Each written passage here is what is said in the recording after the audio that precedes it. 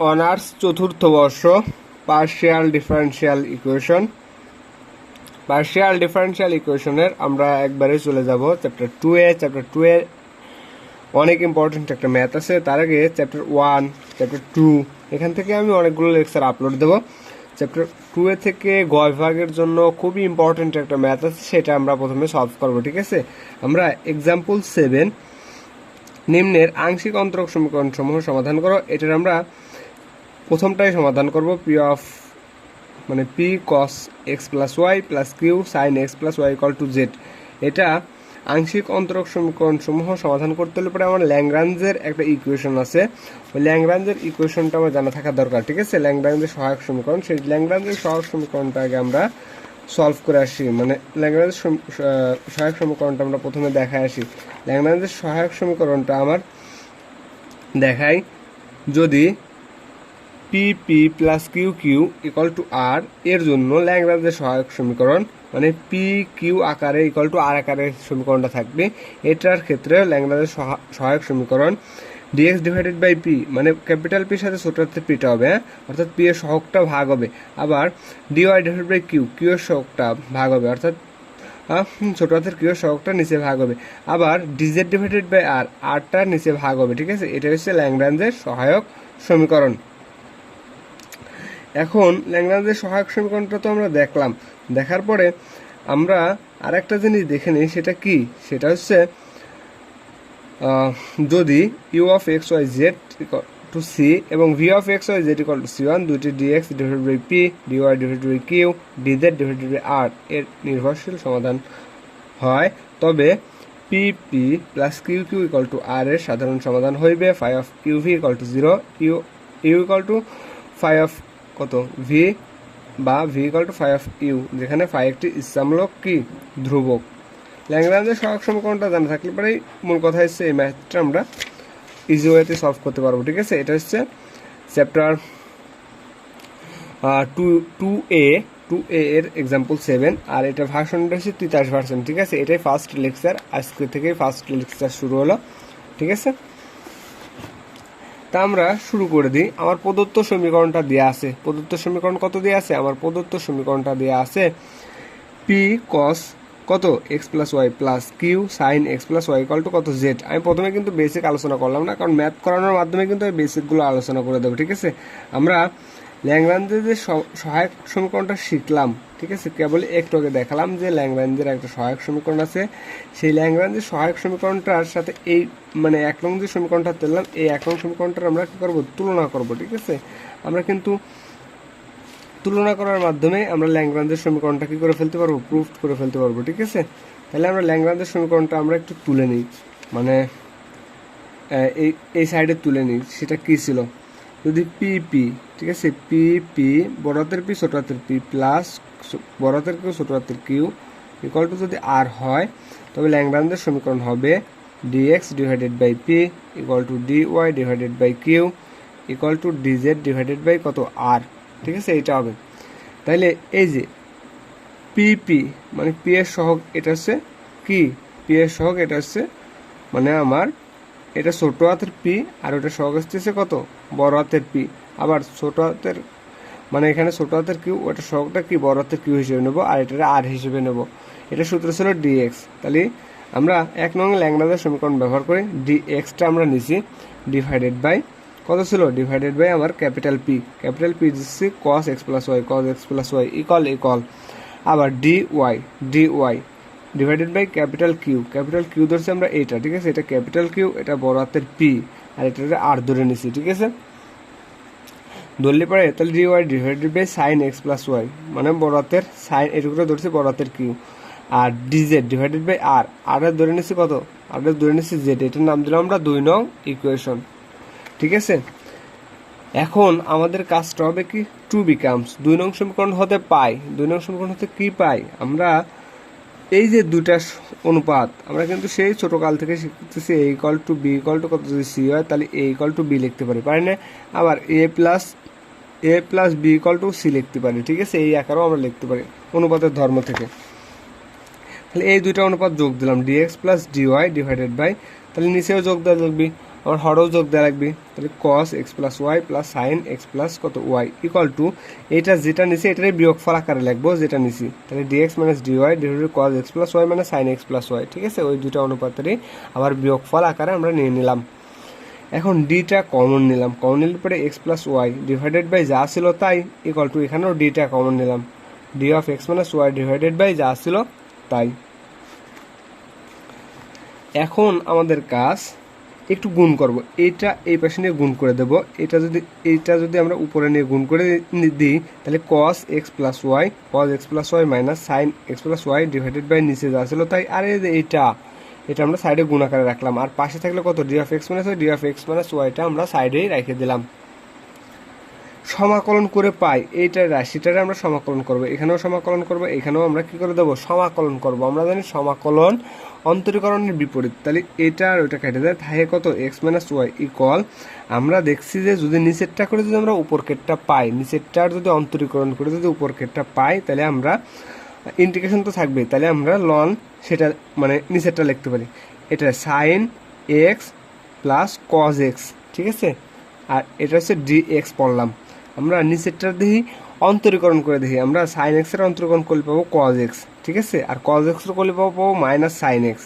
ঠিক আছে, আর D of x আমরা দেখছি নিচেরটা অন্তরীকরণ করে উপরকেরটা পাচ্ছি, তাহলে আমরা লন নিচেরটা লিখতে পারি। এটা কিন্তু আমি সেই ফার্স্ট ইয়ার থেকে বলে আসতেছি। তাহলে ln cos x plus Y plus sine x plus Y, আর এর সাথে একটা কনস্ট্যান্ট যুক্ত করলাম প্লাস কত লন সি। এই লন সি লন এক্স কেন যুক্ত করে এটা কিন্তু এটার ব্যাখ্যা কিন্তু আমি আগে দিছি, ফার্স্ট ইয়ার কোনো দু একটা লেকচারের ব্যাখ্যাটা বলে দিছি। তাহলে ছিল আমার এক্স মাইনাস ওয়াই, আমরা যদি মাইনাস কমন নিই তাহলে ওয়াই মাইনাস এক্স, এই মাইনাসটা এনে থাকে ইকুয়াল যা ছিল আমরা তাই রেখে দিলাম। এখন এটা কি আকারে ছিল, এটা আমার মাইনাস আকারে ছিল, আমরা যদি ওই পাশে নিয়ে যাই তাহলে ওটা প্লাস হয়ে যাবে, ওই পাশে গেলে কিন্তু প্লাস, তাই প্লাসটা আগে লিখছি ওয়াই মাইনাস এক্স, আর এই যে এটা প্লাস যা ছিল তাই plus ln cos x plus Y plus sine x plus Y, আর এই যে লন সি আমরা কিন্তু কি করছি এটার ওই পাশে নিয়ে গেছি, তাহলে এই পাশে আমার থাকতেছে কত লন সি আকারে থাকতেছে। ঠিক আছে, এটা জাস্ট হচ্ছে সরলীকরণ। এখন আমরা একটা কাজ করি, কাজটা কি আমার ছিল হচ্ছে ওয়াই মাইনাস কত এক্স, আমরা যদি লন ই নিই লন ইন মান ওয়ান, তাহলে লন ইন মান ওয়ানের উপরে আমরা ওয়াই মাইনাস এক্স আকারে থাকতেছে plus ln cos x plus y sine x plus y equal to ln c আকারে থেকে যাচ্ছে। জাস্ট এখানে লনটা এক্সট্রা নিলাম, আর কারণ এটার মানে আমার ওয়ান, মানের কোনো পরিবর্তন হচ্ছে না, ক্ষতি হচ্ছে না। ইকুয়াল টু লন, আমরা দুইটা লন ছিল, লন যদি আমার যোগ আকারে থাকে, এই দেখো ভাইয়া এই একটা লন যোগ আকারে থাকলে পরে আমরা লন কমন নিয়ে সেটা গুণ আকারে লিখতে পারি। তাহলে ln e to the power y minus x গুণ আকারে লিখছি, যে গুণ আকারে sine x plus Y plus cos x plus y equal to কত লন সি, ওই দিক থেকে লন বাদ দিয়ে দিলাম, থাকলো ইর পর y minus x sine x plus Y plus cos x plus y equal to কত সি, এটার নাম দিলাম আমরা 3 নং সমীকরণ। আবার আমরা প্রথম আর দ্বিতীয় অনুপাত কি করলাম যোগ করলাম। ঠিক আছে, তাহলে dx plus dy divided by cos x plus Y plus sine x plus y equal to তৃতীয় অনুপাত লিখলাম। আমরা প্রমাণের স্বার্থে আমরা যা কিছু তাই করতে পারি অনুপাতের ধর্ম থেকে, ডিজেড ডিভাইডেড বাই কত জেড। এখন এখান থেকে ডি কমন নিলাম, d of x plus Y divided by, এখন একটা কাজ করি এখানে কিন্তু একটু মনোযোগ সহকারে দেখবা কি সেটা আমি বলে দিচ্ছি। আমরা এইখানে রুট 1/√2, এখানে 1/√2টা আমরা কিন্তু গুণ দিচ্ছি, আমরা এখান থেকে যদি কমন নিই, আমরা কমন নিলে পরে থাকতেছে কত 1/√2। ঠিক আছে, আমি একটু মনে দেখাই, মনে করে হেনেও নাই, এখানে একটা ব্র্যাকেট দিলাম, এখানে একটা ব্র্যাকেট দিলাম, 1/√2 কমন নিলাম, ভাগ থাকলে গুণ দিয়ে উল্টাই দিলে পরে আমার উপরে √2 হয়। ঠিক আছে, খালি উপরে 2, এই √2 এখানেও কিন্তু একটা √2 নিচ্ছে, আবার উপর দিক থেকে বাদ দিলে পরে মানের কোনো ক্ষতি হয় না। ঠিক আছে, তাহলে √2 divided by z into dz কেমন করে আসলে কিন্তু আমি কিন্তু সেটা দেখাই দিলাম। এখন d of x plus y যেমন আছে আমার তেমনই থাকলো।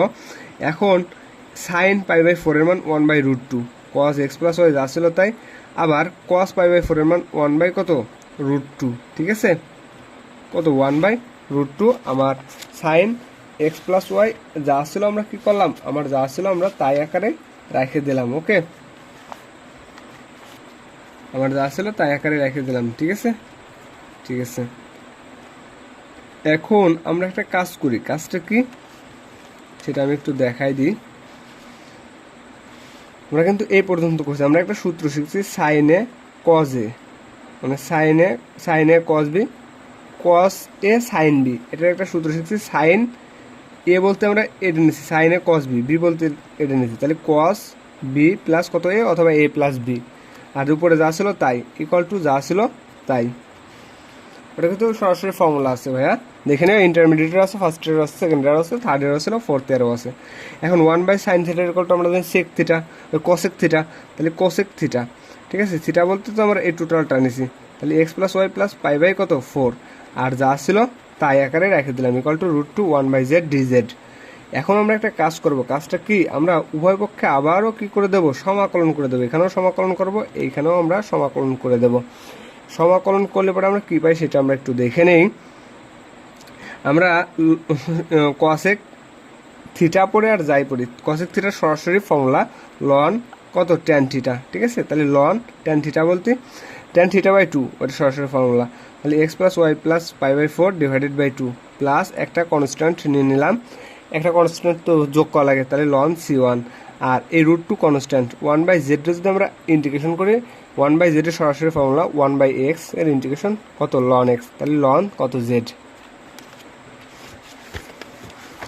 আমরা লন জেডটা সাইডে রাখলাম, √2 লন জেডটা সাইডে রাখলাম, আর ওইটা একটু কাম করবো, তাহলে ln tan x plus Y divided by 2 ছিল হচ্ছে টোটালটা ডিভাইডেড বাই 2, মেইন ছিল হচ্ছে x plus Y plus pi by 4 divided by 2, আমরা যদি যার তারটা দিয়ে দিই, তাহলে x plus Y divided by 2 plus pi by 4 তার ডিভাইডেড ভাগ থাকলে গুণ দিয়ে উল্টা দিলে পরে পাই বাই 8 প্লাস কত লন c1। এইখানে আমরা একটা কাজ করি, যদি লন জেড যদি ওর সামনে কোনো কিছু থাকে ওটারে পাওয়ার হিসেবে উপরে নিয়ে যাওয়ার পারি, তাহলে লন জেডের power √2 equal to ln tan x plus Y divided 2 plus pi by 8 into কত c1, কারণ একটা লন কমন নিছি, যোগ আকারে থাকলে পরে আমরা গুণ আকারে লিখতে পারি, ওই দিক থেকে লন বাদ দিয়ে দিলাম, জেডের পাওয়ার √2 আর c1টা সামনে নিলাম, c1 tan x plus Y divided 2 plus pi by কত 8, c1টা সামনে রাখলাম, এটা গুণ আকারে ছিল, এই পাশে আসলে ভাগ আকারে, অর্থাৎ জেডের power √2 divided by tan x plus Y divided by 2 plus 8 divided by 2, 1/,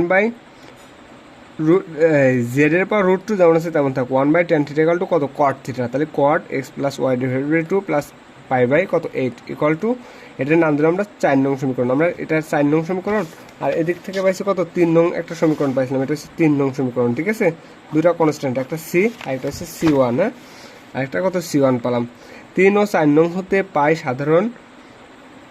সাধারণ সমাধান ফাই অফ, মানে ল্যাংরাঞ্জের ওই সমীকরণটা লাস্টে এসে মানে প্রুফ করে, প্রথম দিকে আলোচনায় আছে, এটা 3 নং সমীকরণ, এটা আমরা পাইছি 3 নং সমীকরণ থেকে, এটা 4 নং সমীকরণ থেকে, ঠিক আছে, e to the power y minus x sine x plus Y plus cos x plus Y into জেডের power √2 cot x plus Y divided 2 plus pi by 8 equal to 0, অর্থাৎ ফাই ইচ্ছামূলক একটা কি ফাংশন, এটাই হচ্ছে প্রুফড। পার্শিয়াল ডেরিভেটিভের সবগুলো ম্যাথে পানির মতো সোজা ভাইয়া, আমি অনেকগুলো ভিডিও দেব, কেবল শুরু করছি, আজকে এ পর্যন্তই, আসসালামু আলাইকুম।